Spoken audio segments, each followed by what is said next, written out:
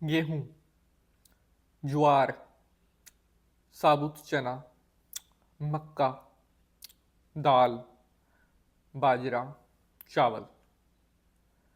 यही 7 अनाज होते हैं जिनको सतनजा कहते हैं। जी हाँ, अक्सर आपने भी पहले कभी ना कभी किसी न किसी से 7 अनाज का उपाय सुना होगा या किसी को कहते सुना होगा कि किसी ने मुझे सत अनजा उपाय बताया था, यानी कि 7 अनाज वाला उपाय। आखिर क्या होता है यह 7 अनाज का उपाय और इसके करने से क्या होता है? प्यारे बंधुजनों, जब मनुष्य के जीवन में अचानक से परेशानियां आने लगें या बनते हुए कार्यों में बार बार रुकावट आने लगे या किसी न किसी वजह से लाइफ की सक्सेस पर ब्रेक लगने लगे, तो मनुष्य को चिंता होती है या मनुष्य सोचता है कि आखिर मेरे साथ ऐसा क्यों हो रहा है। लेकिन क्या आपको पता है कि कई बार हमारी जन्म कुंडली में कुछ ऐसे ग्रह होते हैं जो काफ़ी अशुभ होने लगते हैं या नीच के हो जाते हैं, जिसकी वजह से हमारे जीवन में संकट परेशानियां पैदा होने लगती है।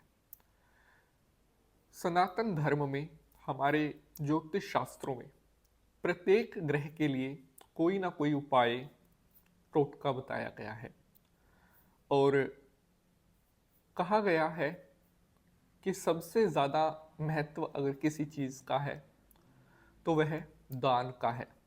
अगर आप अपने हाथ से थोड़ा सा भी दान कर देते हो तो वह आपको बहुत पुण्य की प्राप्ति करवाता है। 7 अनाज का उपाय, क्या आपको पता है कि इस उपाय के अंदर हमारे 7 जन्मों के पापों को काटने की शक्ति होती है? जी हाँ, पूर्व जन्म यानी कि पिछले हमारे जो जन्म हुए उनमें अगर 7 जन्मों में हमने कोई पाप किया और आने वाले जो हमारे 7 जन्म रहेंगे उनमें अगर कोई पाप हमसे हो जाता है तो उसको काटने की क्षमता अगर किसी उपाय के अंदर है तो वो सतनजा के उपाय के अंदर है। जो लोग 7 अनाज से जुड़ा हुआ उपाय करते हैं उनको अपने जीवन में क्या क्या इसके प्रभाव, फल मिलते हैं, आज मैं आपको बताऊंगा। और साथ ही अगर आपकी जन्म कुंडली में कोई विशेष दोष बन रहा है तो 7 अनाज का उपाय करने से किस तरह वह दोष दूर होता है, यह भी आपको आज जरूर जानना चाहिए। मैं हमेशा कोशिश करता हूं आपके लिए ऐसे उपाय या टोटके लेकर आऊं जो करने में भी सरल हो और जिनसे आपके जीवन में खुशहाली आए, समृद्धि आए। प्यारे बंधुजनों, सबसे पहले तो आपको 2026 इस नए वर्ष की बहुत बहुत शुभकामनाएं और भगवान से प्रार्थना करते हैं कि 2025 में जो सफलताएं आपको नहीं मिली, जो इच्छाएं आपकी अधूरी रह गई थी, 2026 में आपकी वह सभी मनोकामनाएं पूर्ण हो। शंकर भगवान को प्रणाम करते हुए प्रारंभ करते हैं एपिसोड को। ओम नमः शिवाय, हर हर महादेव। नमस्कार, सुस्वागतम, आभार। मैं पंडित नितिन शास्त्री आप सभी भक्तों का आज के इस नए एपिसोड पर हार्दिक स्वागत करता हूं। आशा करते हैं आप सभी अच्छे रहें, खुश रहें।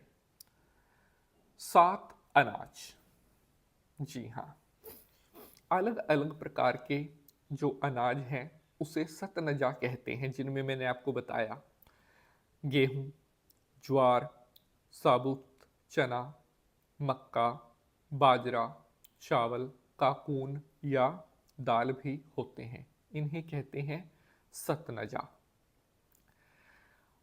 अगर आप 7 अनाज दान करने का टोटका करते हैं, सतनजा दान करने का टोटका करते हैं, सबसे पहला और सबसे बड़ा फायदा, आपके जीवन में राहु केतु से जुड़ी हुई किसी भी तरह की कोई भी समस्या कभी नहीं रहेगी। अगर आप सतनजे का टोटका करते हैं, सतनजा कबूतर को या चींटियों को या मछलियों को डालते हैं, तो ऐसा करने से आपको अपने जीवन में बहुत जल्दी सफलताएं भी मिलने लगती हैं। जो लोग अक्सर ये कहते हैं कि पंडित जी हम कोई भी काम करते हैं हमें सफलता नहीं मिलती, तो आपको सतनजे का टोटका करना चाहिए। वो आप किसी ज़रूरतमंद को भी दान कर सकते हैं या पक्षियों को भी सतनजा डाल सकते हैं। ऐसा करने से लाइफ में जो अनवांटेड प्रॉब्लम्स आ रही थी उनसे बहुत जल्दी आपको मुक्ति मिलने लगती है। अगर परिवार में कोई बहुत ज़्यादा बीमार रहता है तो उसके हाथ से सतनजा जरूर दान करवाना चाहिए। लंबे समय से चली आ रही बीमारी को ठीक करने की पावर अगर किसी टोटके के अंदर है तो वह सतनजा के टोटके के अंदर है।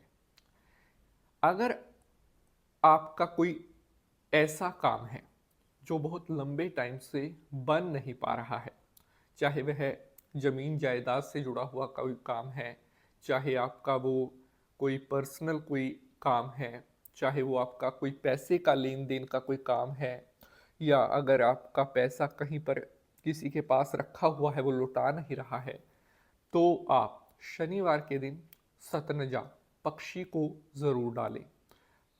इस उपाय को 4 या 5 बार रिपीट कर दें। बहुत जल्द आपका जो फंसा हुआ काम था निकल जाएगा। जहाँ पर फंसा हुआ पैसा था वो भी बहुत जल्द लौट करके आपके पास आने लगेगा।